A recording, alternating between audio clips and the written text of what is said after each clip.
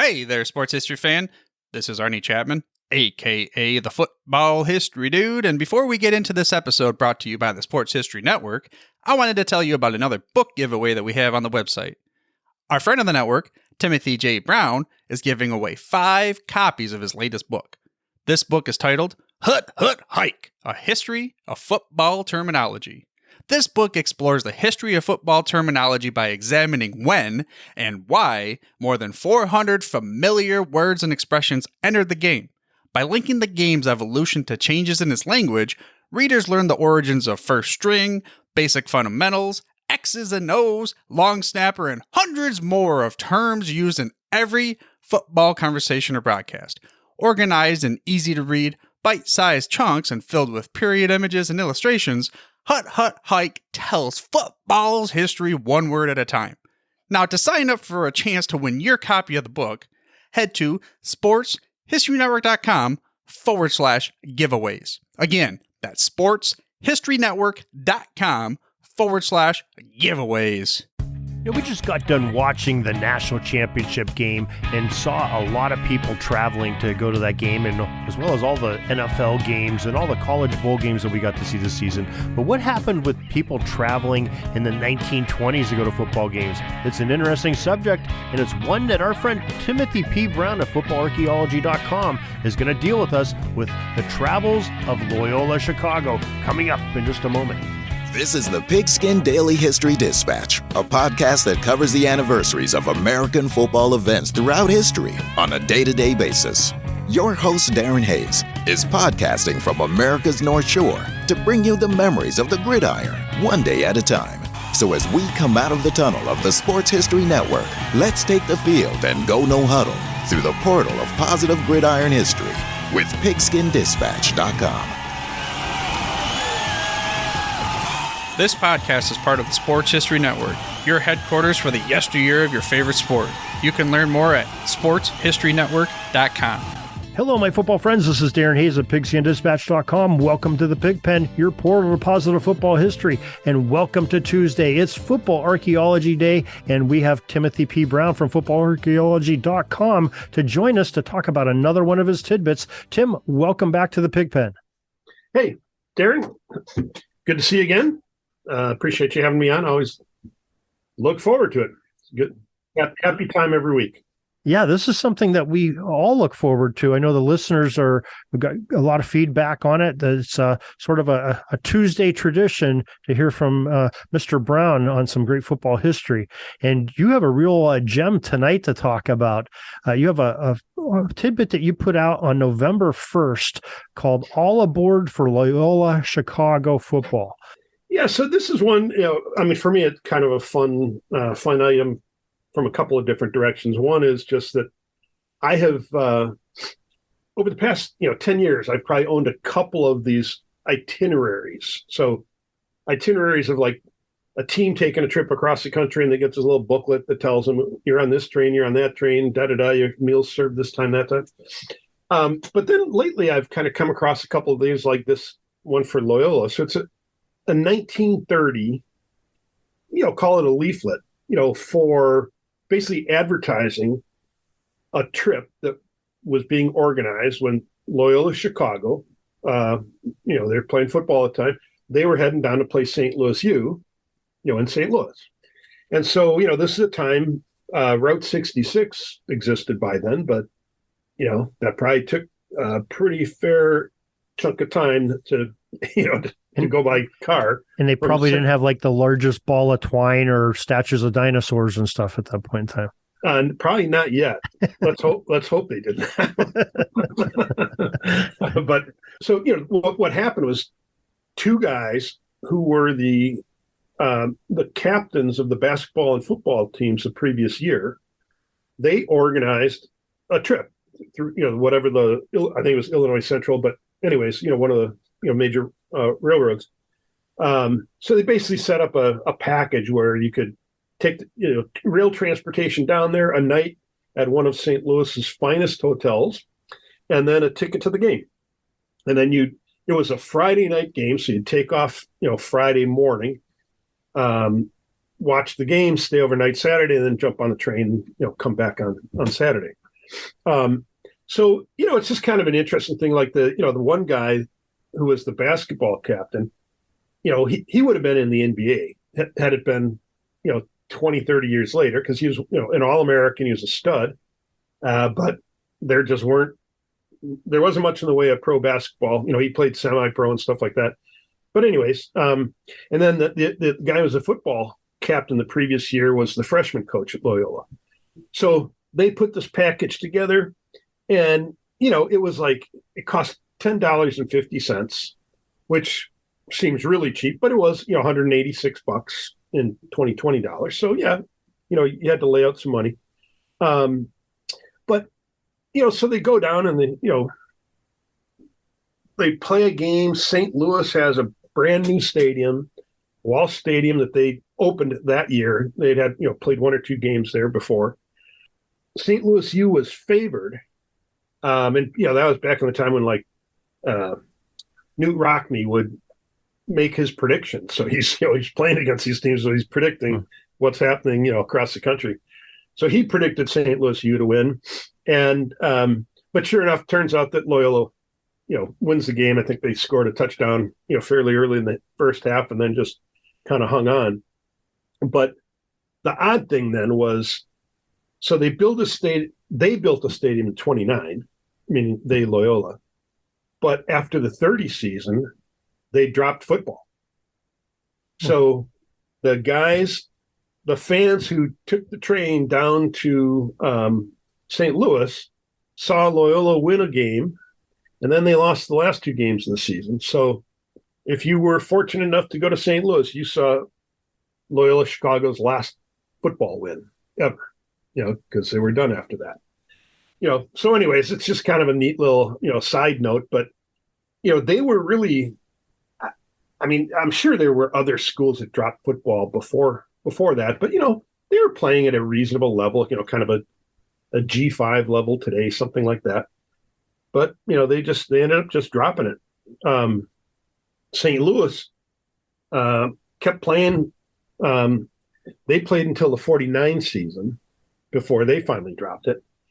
And then, but the coach, the guy who was St. Louis's coach at the time, he continued on. He ended up, he was GM of the Cleveland Rams when they won the 45 NFL championship. And then they moved out to LA, and he was the guy who signed Kenny Washington, who was really the first modern, post World War II African American player in the NFL. So, yeah. So he's a little bit of, hey, if you win the NFL championship and you're the guy that signed Kenny Washington, well, you made your mark. So yeah, he's got some definite football history there in many aspects. And so that's great story. I love these little gems you dig up. These are great. These are great. Well, yeah, I mean, it's just kind of, for me, it's interesting just because when my boys were little, they were on a wrestling team, and I mean, they were little. And part of we did an annual trip where you jumped on the train, you took the train to this other city for a tournament, and you stayed there for the weekend, and but I think that was the last time I was on a train. Maybe I was probably on a train, I'm sure. Yeah, I was in Europe, but here in the States, I think that was the last time I was on a train. So. Yeah, it's there's still a lot of travel for it. I know the company I work for, we make components for the trains. Of course, we have a big locomotive plant here in Erie, formerly GE, now Wabtec owns it, and so a lot of the locomotives you see, we build components for that company. So it's train travel is still really big. Yeah, I wish it was bigger, but maybe if we get some of these high speed things at some point, that'd be pretty sweet. Yeah, you never know. Could be more economical someday than flying and some of the other forms of transportation. So, good stuff. Well, speaking of these little gems, you have a book out, and I know we've talked about it a couple times, but maybe you could just say a few words about it and where people can get a hold of their hands on one of those copies. Yeah, so the new book is called Hut Hut Hike. It's a history of football terminology.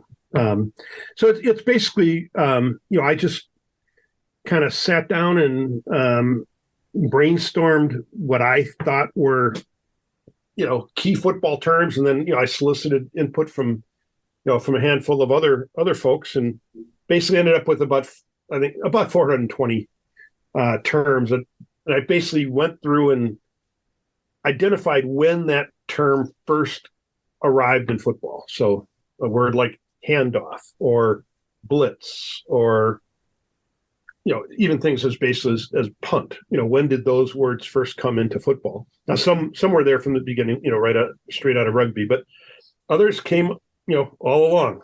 And I think the newest one I have is medical tent. So, right. And it's because of the guys down in Alabama that, created those things. And so I've got a picture of their, medical tent in the book.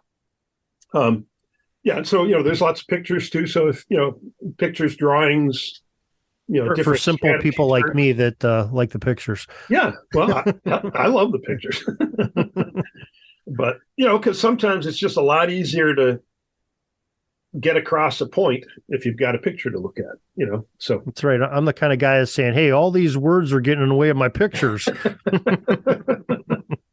Well, this one, I've tried to cut down on the number of words, so that's not easy for me. So you made it for somebody like me, is what you're saying. That's right. That's right. You can be a speed reader and get through this one certainly in a day.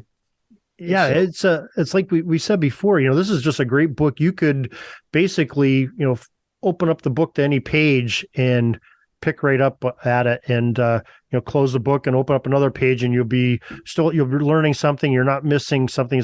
It's a part of a bigger story, but it's not really connected in a story format like some of the other books. So it's a great reader to do like that. So folks, I think it's really, really good investment to check it out. And I think you'll learn something. You'll have some memories and probably a couple aha moments, just like I did. Yeah. And maybe win a few bets. Yeah. Maybe win some trivia at your local watering hole when they have those going on trivia night. So, all right, Tim. And where can folks get it at? So it's on Amazon. Yeah. So if you're, it's in paperback, it's Kindle. And if you have a Kindle Unlimited subscription, then you have access to it for free. So nice.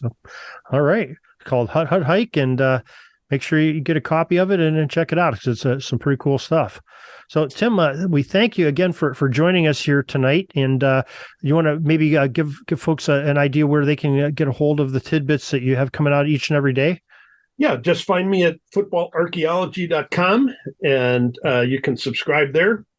And then, I post it to Twitter, but basically, if you want to make sure you get it every day, whether you read it every day is another story. But if you want to get it every day, sign up, and you get an email essentially at 7:00 every night Eastern time, and it'll start your evening the right way. All right. We could all use a little bit of that. So Tim Brown, footballarchaeology.com. Thank you very much for joining us, and we'll talk to you again next Tuesday. Okay. Very good. Thank you, Darren. That's all the football history we have today, folks. Join us back tomorrow for more of your football history. We invite you to check out our website, pigskindispatch.com, not only to see the daily football history, but to experience positive football with our many articles on the good people of the game, as well as our own football comic strip, Cleat Marks Comics. Pigskindispatch.com is also on social media outlets, Facebook, Twitter, Instagram, and don't forget the Pigskin Dispatch YouTube channel to get all of your positive football news and history. Special thanks to the talents of Mike and Gene Monroe, as well as Jason Neff for letting us use their music during our broadcast.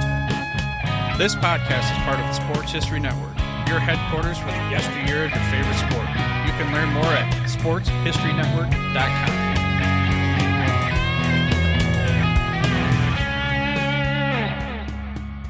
Hey there, sports history fan. This is Arnie Chapman, a.k.a. the Football History Dude.